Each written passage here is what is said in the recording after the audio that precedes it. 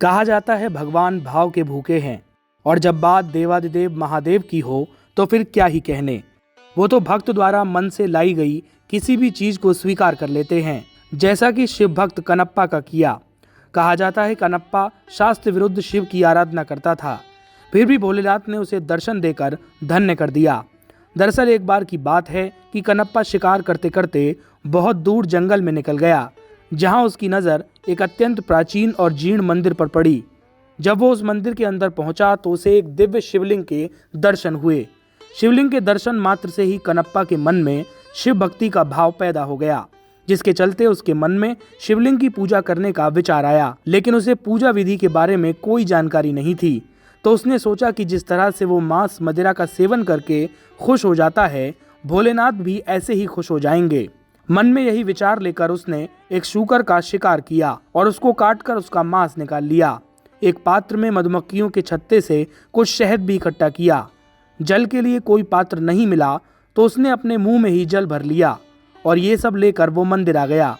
क्योंकि मंदिर पुराना था तो शिवलिंग पर कुछ सूखे पत्ते टूटकर गिरे हुए थे, तो कनप्पा ने अपने पैरों से शिवलिंग से पत्ते हटाए, फिर मुंह में रखे जल से कुल्ला कर महादेव का अभिषेक किया। फिर उन्हें भोग के रूप में मांस और शहद अर्पण कर दिया।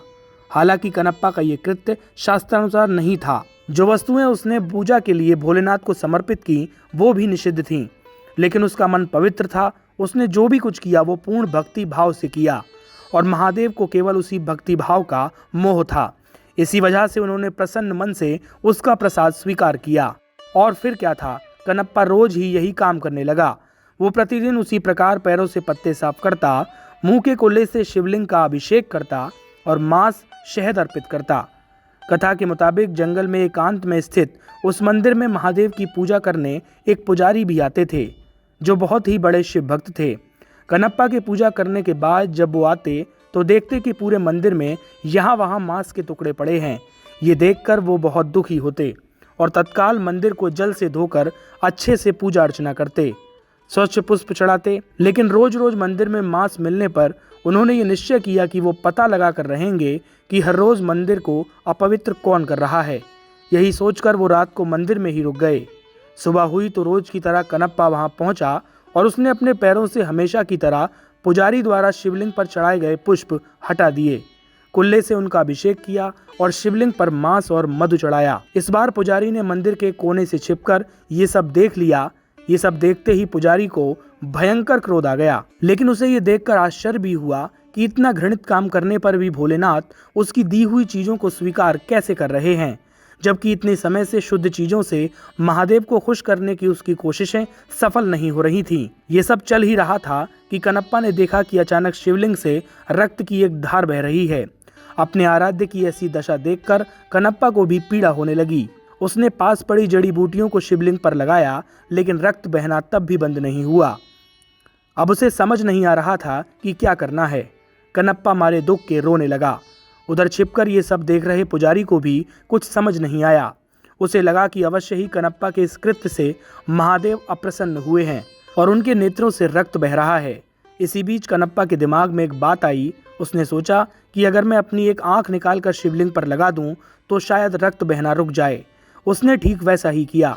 उसने एक बाण से अपनी आंख निकाली और शिवलिंग के नेत्र पर रख दी। इससे रक्त बहना बंद हो गया। ये देखकर कनप्पा की खुशी का ठिकाना नहीं रहा, इसीलिए उसने अपने दूसरे नेत्र को भी निकालने का निश्चय किया। लेकिन उसे ध्यान नहीं आया कि दूसरा नेत्र निकालने पर वो कुछ नहीं देख पाएगा। ऐसे में उसने अपने पैर का अंगूठा शिवलिंग के नेत्र पर रखा ताकि वो नेत्रहीन होकर भी अपने नेत्र सही जगह पर लगा पाए।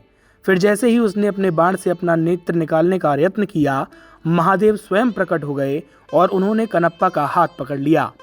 अपने आराध्य के दर्शन होते ही कनप्पा उनके चरणों में गिर पड़ा।